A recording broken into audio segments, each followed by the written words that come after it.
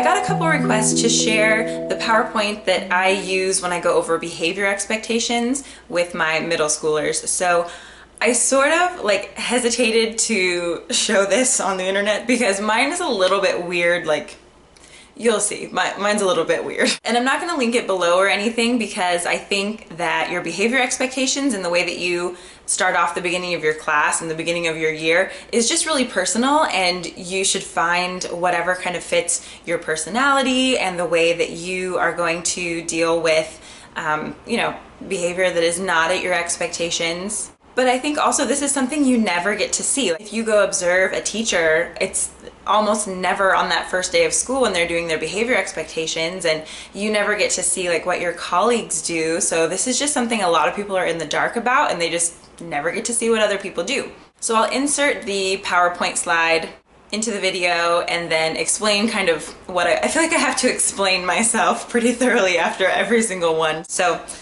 anyway, this is my first clip.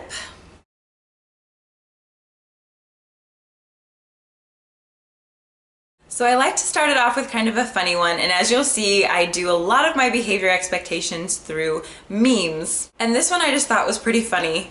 We just came in from recess and now you want to go to the bathroom. My kids don't have recess, they have like snack or lunch, or they just had passing period or whatever. And so this is the first thing we talk about, and I think that your bathroom policy maybe says a lot about you as a teacher. Some people do like little bathroom tickets, or they keep track of how often their kids go to the bathroom. I don't have time for none of that. So I just tell them like there are different rules depending on the time, and this is just kind of how life works, and so this is how it's going to work in my class. So if you are my third period class and we just had snack, don't ask me to go to the bathroom because you just had 15 minutes to do that, so you should have taken care of it then. If it's right after lunch, don't ask me either because you should have just done it then. Kids will come in right at the beginning of a period and be like, can I go to the bathroom now? I'm like, you just had time to. Why did you waste your time coming and asking me? Just go to the bathroom when you have passing period. So I don't really have like a set procedure, but the procedures that I do have with that are that if I am giving instruction, you do not raise your hand and interrupt me and ask if you can go to the bathroom. So if I think you have a legitimate question about something and you raise your hand and derail us and throw us off just to ask if you can go to the bathroom, I'm not going to be happy. And my sixth graders always come in doing this thing. I guess this is what they did in elementary school. Like this means they have to go to the bathroom, and like something else means get a drink or whatever, which I think is super cute. I kind of love that. But still, if I'm giving you instructions about something, no, you can't go to the bathroom because you need to know this too, and I'm not going to repeat it just for you later. You just need to listen, and then when I'm finished and we're working on whatever, then sure, come up and ask me like, oh, can I run to the bathroom really quick? Yeah, no problem. This is just a thing in life. If I'm in the middle of a wedding ceremony or something like that, I can't go to the bathroom. I've got to wait until an appropriate time. So I just kind of use this as like a teaching tool also, just for them to learn like an appropriate time to ask a type of question like that, or an appropriate time to leave the room. They need to start being aware of things like this. And they get it wrong at first, you know, they'll interrupt and I'm like, nope, now is not the time when you would ask that, so no.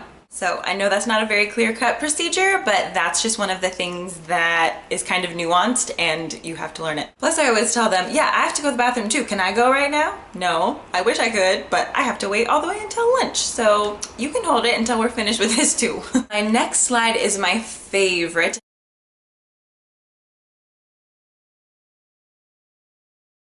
This is the one thing that I just kept on finding myself saying over and over my first year of teaching. Pay attention with your face. Pay attention with your face, with your face. So I have so many students who are like, I am paying attention. I am paying attention. I am listening. I am listening. I'm like, no, no you're not. No you're not. If I cannot see your eyes and see your lips like this, you are not paying attention. So we study this giraffe for a while. We look at his nice big eyes. We look at his ears that are paying attention. We look at his little smile. I'm like, this is what you should look like.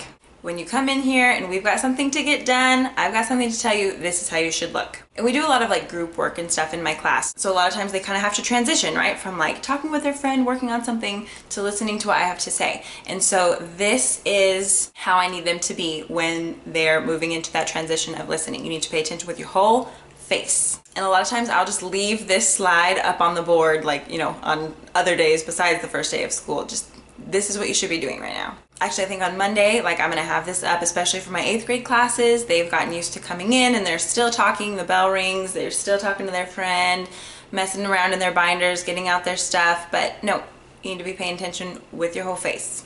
And with the 6th graders, I just kind of tell them like, I'm not seeing any of these giraffe faces. If the baby giraffe can do it, you can do it. You need to look like that baby giraffe. And so with them, it's a little easier too, because I'm like, all right, do your best baby giraffe impression. Show me what that looks like. Show me with your eyes, show me with your mouth. And this is kind of what works for me. I cannot handle the like, class, class, class, yes, yes, yes. Any of those little like call and response things that are like, really cheesy. People love those, and I think they actually do work. I've seen it work really well. I just can't bring myself to do it. I just can't. So this is what I do. I tell them, pay attention with your face, and I'm going like this, and I'm like, look up here. And I'll stand there and wait, and I'm like, I see some French braids, I see some ears, I see the sides of some faces.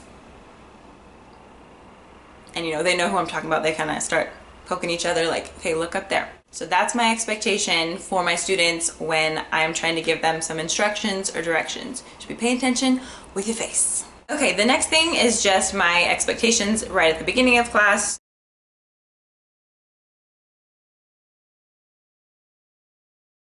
Be in your assigned seat, get out your materials, check the board for instructions. I always have a list, like a little agenda of what we're gonna do for the day. Because kids always come in and they're like, what are we doing today? And I'm just like, look at the board. It's right there. I think that's just a question that kids ask just because they want to talk to you about something. So they just come in and, you know, that's something to say like, oh, what are we gonna do today? But then I get that question like 7 times in the span of 2 minutes. So I'm like, well, just look at the board, get out whatever you need and have a seat. That's another thing too, as a teacher, if you try and move along with the class before they're like, settle down, then it just kind of gets worse and worse. Like they never start to come together. It just kind of grows. So calm them down at the beginning, make sure they have something that they know that they're supposed to do every single time they come in.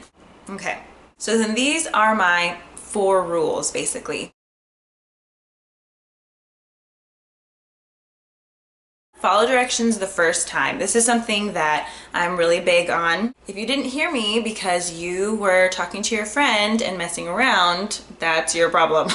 So then kind of during the beginning of the year, and they're like, oh, what are we supposed to be doing? I like give them this face.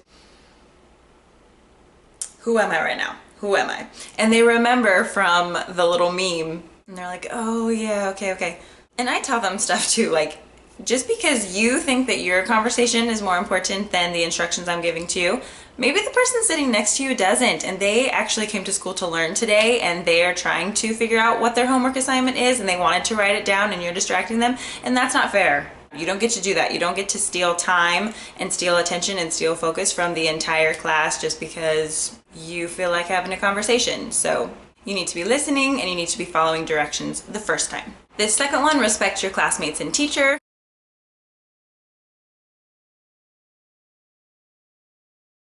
The reason that I have the markers up there is because one really big thing for me is that I like to decorate my classroom. I spend a lot of time like making it really organized and putting cute things up and buying supplies for them and everything. I'll show you a classroom tour soon.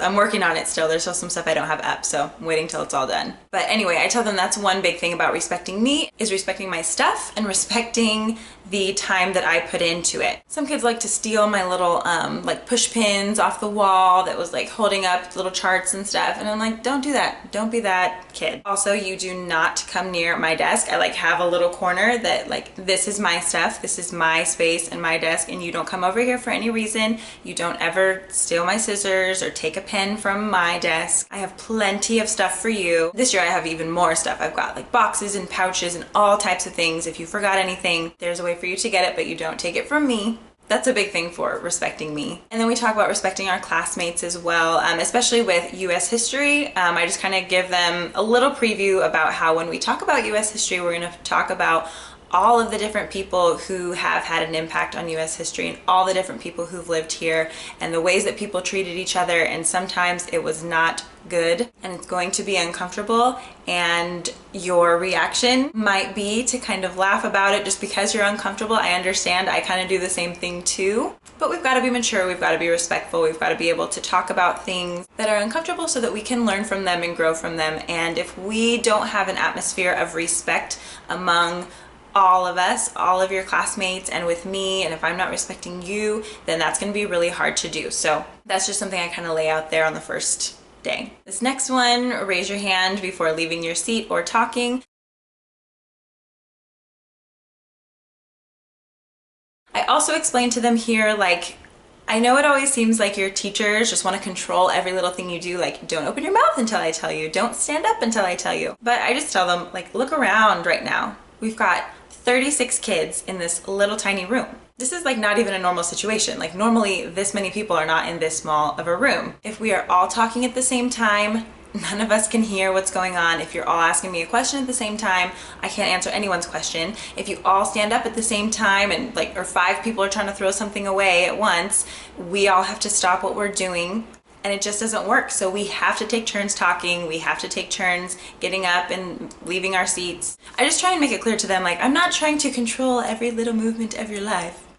We've got stuff to do, and this is just kind of the way that it has to be. A big thing to me also is do not speak while I'm giving you directions. This is part of that, raise your hand before you speak. And I let them know in my class you are going to have lots of time where you talk to each other and you talk to your group or you talk to a partner or you have a little downtime to work on a project and you can chat a little bit. There's going to be a lot of that. But when I need your attention and I need to give you instructions that you're going to need to follow that first time, do not speak. Do not interrupt me with a question. I don't answer questions while I'm still giving instruction. So be quiet, put your hand down. We'll get to you in a minute. And this 4th one,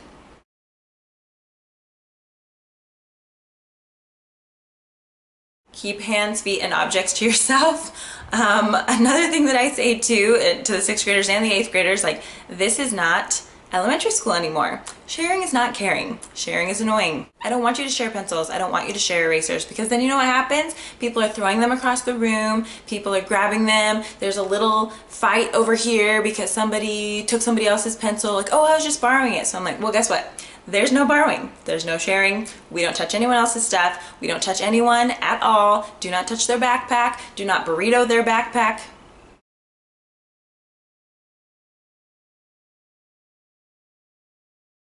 Do not hide things from them, nothing. We don't touch each other's stuff, we don't touch each other. There's just no reason for it at all. If you need something, I've got extra stuff. This just keeps it simple. There's never any discussion. We don't touch anything of anyone else's. And the memes make it nice because then I can have like a little reference point. So I'm like, don't touch the butt.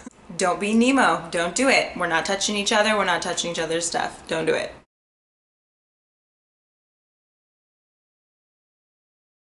Okay, so then if you cannot handle these things, the first thing that I say is just we need to redo it. So if you walked by and grabbed somebody's pencil off their desk, the first thing is we're gonna redo that. Back up, try it again without grabbing somebody's pencil. I mean, this is basically a warning, right? So if I'm giving instructions and somebody's talking over me, we're gonna redo that. I'm gonna say this one more time and you are not going to interrupt me. Let's try that.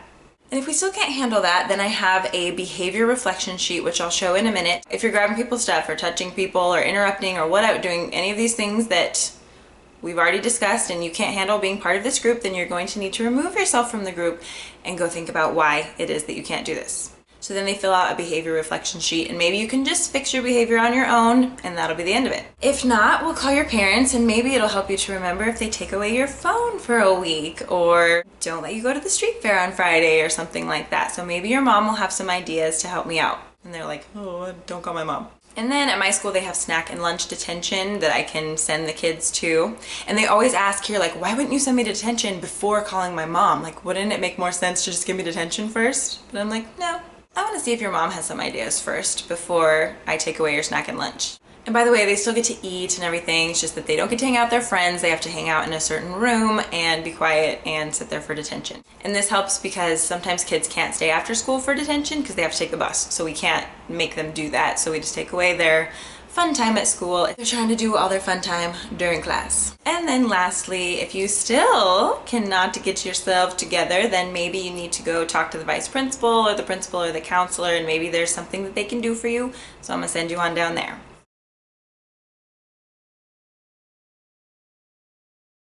So that was my behavior reflection sheet. I could link that below because this thing is pretty helpful. So basically they just have 3 questions that they have to answer. So what is the behavior expectation that I did not meet? And I have all of these on a poster in my room so they can look at the 4, like which of the 4 did you not follow? So again, let's say I have a kid that keeps grabbing some girl's binder off her desk. Okay, the behavior expectation that you didn't meet was keep your feet, hands, objects, everything to yourself. You weren't doing that. I should follow this expectation because, and they need to think about this, why do we have this rule? What kind of problems does it cause when you're constantly grabbing people's stuff? They can't concentrate, they're trying to get things done, they can't find their things, it's distracting, it's taking away from everybody else being able to learn. So this is why you should not do this. And then what I could have done instead, and here's where I kind of call them out, like you could have just not grabbed somebody's stuff, or if you had forgotten your things, you could ask me for a backup, or you could just bring your own stuff to begin with. Or if you were just kept taking this girl's binder because you like her and that's your way to try and get her attention, maybe we should teach you some better moves and you should try complimenting her shoes instead of taking her stuff. And then they get all really concerned that I just let their secret out, that's why they do that half the time. And then I keep these behavior reflection sheets because if I need to call their parents or if we need to have a meeting or something like that, I have it in their handwriting and in their writing, their words, what they did wrong, why they did it, how they were planning on fixing it, and if the behavior continues, then I've got proof that I addressed it, that the kid has been given the chance to work on it, and it doesn't take my extra time of me sitting there keeping a log of all the things that every kid did wrong every single period. I know a lot of people do that, but I've never been able to make that work. I don't know how people do that. So I'm like, all right, if you're the one that's messing up, you're the one who's gonna write down what you did wrong, not me. Let's waste some of your time and give you some time away from the class while we continue. And since you were so determined to get out of doing work and not pay attention to this lesson, all right, you go do that on your own and the rest of us will continue. See, you probably thought I was a nice teacher. I'm not a nice teacher. This is what happens when they come in too. For some reason, when they see me, they think I'm gonna be this real nice teacher that just lets everything slide and gives everybody a hug. But no, we have work to do. You are here to work.